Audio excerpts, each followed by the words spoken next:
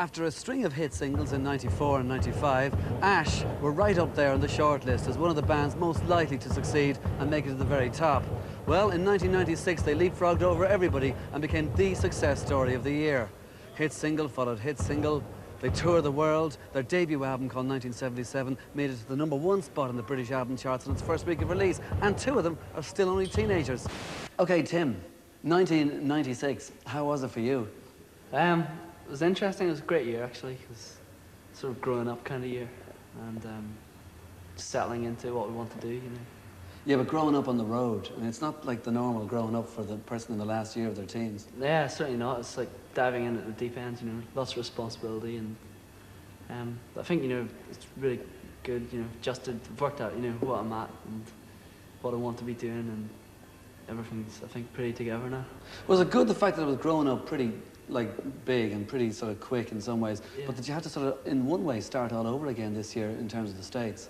Yeah, well, that was, I guess, the thing that put everything back in perspective and allowed us to grow up this year, because we went out there and after having all the success, you know, over here, and just helped us, you know, realize what it means to be successful and stuff, because, you know, we're having to start again over there.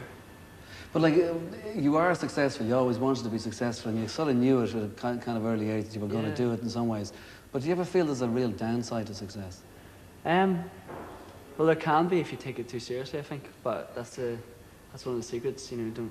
Don't take it too seriously. Just enjoy it. Do you think it's important? Like, were you glad that people could see that it wasn't just like a kiddie band or something, which like people thought of at first, just guys having a laugh with guitars, just like 100 other bands like Northern Uproar and all these, that you had more in you, like with Goldfinger and Oh Yeah and stuff like that? Yeah. I don't know. It's always sort of like just sort of trying to prove yourself, really. Really, I don't give a shit what anyone else thinks, really, apart from, you know, whenever you sort of try, if you know yourself, you sort of, you know, whenever we finished the album, even if it hadn't have been successful, we were sort of like, we thought we did the best we could have done at the time, and I think we did. In some ways, it almost was our, you know, our second album, because we recorded a mini album of all the songs, you know, our original songs. So we'd used up all our, you know, songs when we started out. So we had to, you know, put 1977 together from new. But I think, yeah, it's turned out well as a debut. Do you remember back to the Penny Farthing in Belfast, or does that just seem like so many years ago? Was it a bit like that again in America this year in some ways? Oh, there were bigger venues. Yeah. But yeah, the Penny Farthing was like dead good fun. That's where we sort of started that way. That's when we started playing gigs and people started coming to see us. And what kind of music did you listen to when you were growing up? I mean, I know that maybe Tim would be Megadeth or Iron Maiden or something. Was that the same for you? Yeah, we were into the same stuff. We had our denim jackets and studs and all whenever we were in second year. Mark and Tim are the same age. Now, in your teens, 2 years is like 100 years difference, right? So, like, were they little brats to you in some ways when you met them first? You think I'm going to hang around with guys who were 2 classes below me? No, not really. It was like, I sort of knew who they were. I saw them playing in the dodgy heavy metal band that we're in. I thought the band was crap, but I thought, like, Vietnam. Sort of, you did notice like the talent of those two as well, even though the others were terrible, so it wasn't really a big deal. Okay, well, what about the perception of the band outside? I mean, just 2 things. First of all, you have a producer who does the first album for you, and people say, oh, the guy who did the Oasis album did the Ash album, and people think, this guy does the album. It wasn't like that, was it? It was always 50-50. Yeah, certainly, you know, it's real collaboration. I think he's got a lot of respect for all the, you know, for us, even though we're young. He takes us very seriously, and we've got a lot of respect for him. So it was like having, you know, an extra member of a band, really. You know, we'd take his input, or, you know, tell him to get away, or, you know, same with us, you know.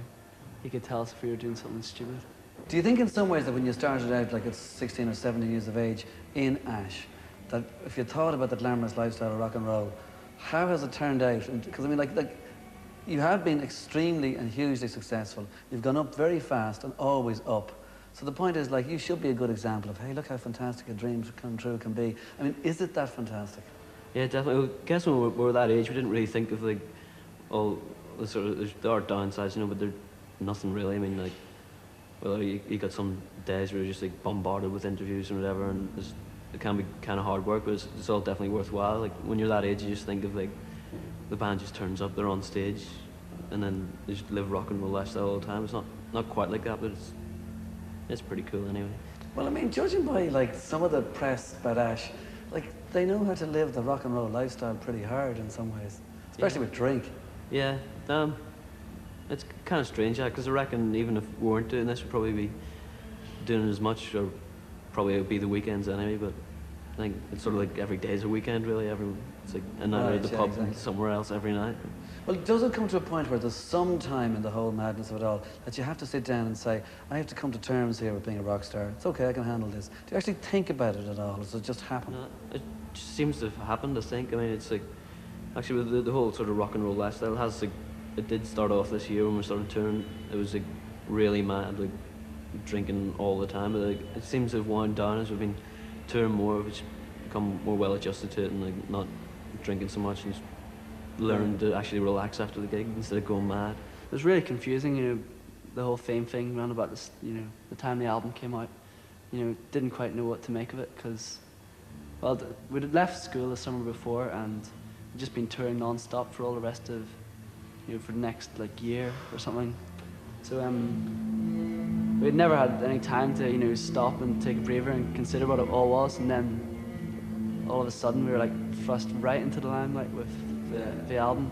So it was a bit confusing, but I wasn't quite sure where I was at. And we were working too hard, you know, just doing too much, but it sort of calmed down after that. And right now, actually, I'd love a schedule as crazy as that, because Right, yeah. it is, I know, I do like getting an edge to things. I mean, like when you wanted it so badly at 12, and you got the band at 16, whatever. Yeah. I mean, has it turned out to be as good at 19? Definitely, because I think the thing I wanted out of, you know, being in a band most of all was freedom, you know, to not have to, you know, not be in a job, you know, or like sitting in an office or something. It's to be, you know, out there doing things my way, you know, the way we want to, you know, just living your life free, which is certainly, that's definitely, you know, come off, right? But do you ever sit back sometimes and think, oh, we're overdoing it here? I mean, a gig is a gig, but then 6 hours afterwards is all madness. I don't know, that happens sometimes, but just as long as you're you're fit for a gig, you know, the next day, I think that's all that's important. When you go back to Jan Patrick, though, and see the people that you grew up with, which is only just a few years ago, it might seem like 100 years ago now, but it's only just a few years ago, do you ever look and say, God, if I ever give out about this, carry on with Ash, it's better than this? Yeah.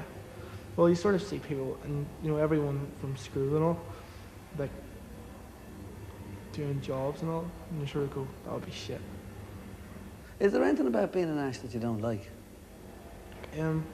Sometimes you get really homesick when you're away, but then when you come home and if you're there for too long, you sort of get agitated because you're resting. Yeah, well, I think, don't know, all the friends are really cool about the whole thing, and it's like, treat them as normal. But Are they? at the There's no same- jealousy, or there's no, No. there's your man, the bloody rock star, who do you Yeah. think he is? I think they're all like, it's just the thing is something I do, and it's pretty cool. But like, I don't know whether this would be a thing for them. It's definitely, I wouldn't want to be doing what they're doing now. Yeah. You know, like, I suppose I could cope with it, but now when you get a taste of this, it's like, this is the best. Yeah. I couldn't go back to that. You know. Is it the personal side of things sometimes that are written in the tabloids that you don't like? I don't care. I also don't care. Don't care at all? No. The only thing I care about is, you know, whenever your parents or whatever, your granny or whatever, she gets other people giving them stick, you know? That's whenever you sort of get your parents out of that, you know? But I honestly don't give a shit what's written in the papers. Because I think most people know it's all crap anyway.